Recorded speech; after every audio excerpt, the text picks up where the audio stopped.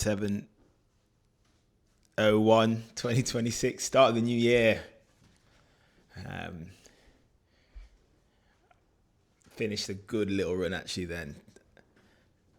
So this is my third session of the week, and I sprint up the hill, and there's this woman who I see walking with a frame up the hill, and it's such an inspiring sight. I put a video of her on my Strava a couple of weeks ago, and today I got to have a conversation with her. Her name's Anne.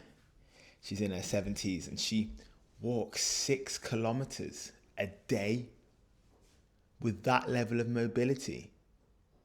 That is a marathon a day for someone with normal mobility. So I've just been left absolutely inspired by this woman. What an absolute legend. I'll show you her now, actually. And so this is the hill that I run up. And this was the first time I seen her, and I just had to take a video of her because I was just so inspired. And You can catch me. How far do you go? I was hyped up here. On the second watch back, I realised I missed so many cues to actually ask her more questions. I'm disappointed in myself. This is mine. Up that hill though. Yeah, but look how safe it is. What a queen. Every And day. the brand, How old are you? Do you mind me asking? You shouldn't ask a lady her age. I'm 70. Well, keep going. You're very inspiring. Well, that's the only thing that keeps you going, isn't it? What? Just keep moving. Love that. What was your name? And Just keep moving. Pleasure to meet you, Anna. And Again. love the energy. Have a good day, and I'm sure I'll see you again. God bless her, man.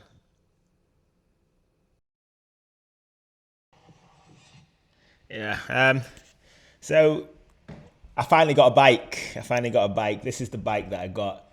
KTM 390. It's done about 9,000 kilometers. This is Andy, the gentleman who sold me the bike.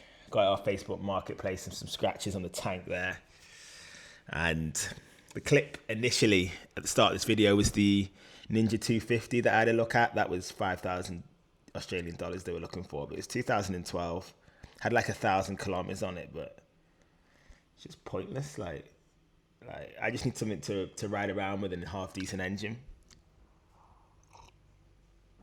Just for the motorways, 250 is probably not big enough, whereas a 390 genuinely is. So this is the one that I got, and Andy is an absolute comical fellow.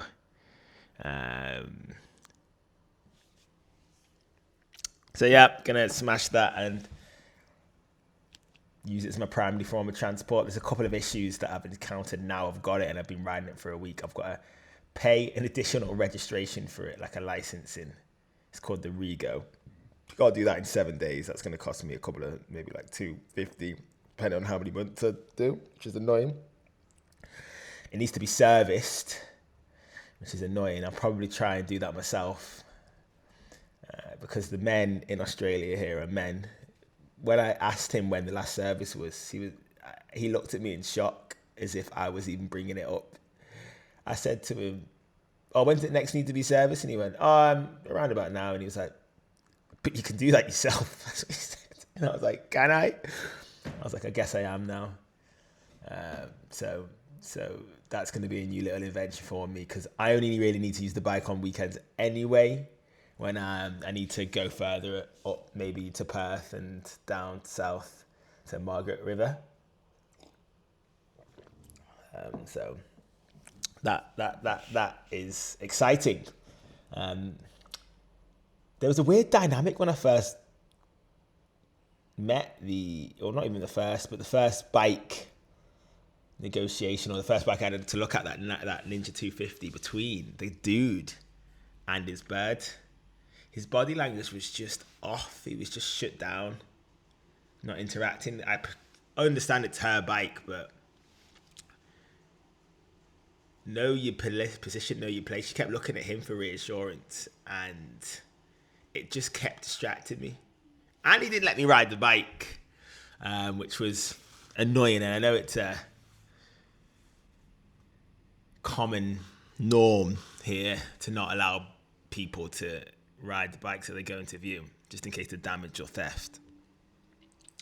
But I always find it weird that how comfortable people are allowing you to interact with what they're selling. Because why would I spend a couple of thousand on something that you're not even willing to let me ride or test, you know? I offered to give him my phone, but he didn't even, he didn't take me up. So I'm glad I got my bike in the end. And Andy's a funny, funny guy.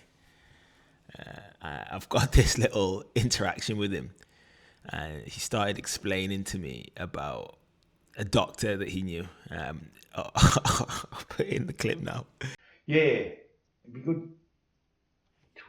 30 years ago now. Up in Kalamunda, which is in the foothills up from Perth. Yeah. We had a Dr. Anderton. Bloody good old fashioned Sat down. doctor. We go into his doctor's surgery. Yeah. And there's 6 doctors, for example, and heaps of people waiting. Yeah. And they were all waiting for this Dr. Anderton. Yeah. And even though other doctors were available. Yeah. And no one whinged about the wait time Yeah. because they knew when they got in to see him, they were getting whatever time they needed. Yeah, yeah, You know, so no one was, and everyone was just happy to wait and then get diagnosed or treated properly or whatever. Anyway, he was also an anaesthetist. Yeah. And he was one of the last doctors that actually did rounds. Okay. You know, going to As a homes. GP? As a GP. Oh, yeah. wow, like to the houses and To the stuff. houses. Around, yeah. Anyway, unfortunately, one of his patients was an old guy with dementia who fucking shot him. What, as he's gone into the house? He'd gone into the yard and this bloke saw he was in, and he chased him around the yard with a rifle and then shot him. Dead or? Dead. Fucking brown bread, mate, all over. Fucking brown bread, mate, all over. It's funny somehow, isn't it? I mean, yeah. I didn't think that's where the story was No. going.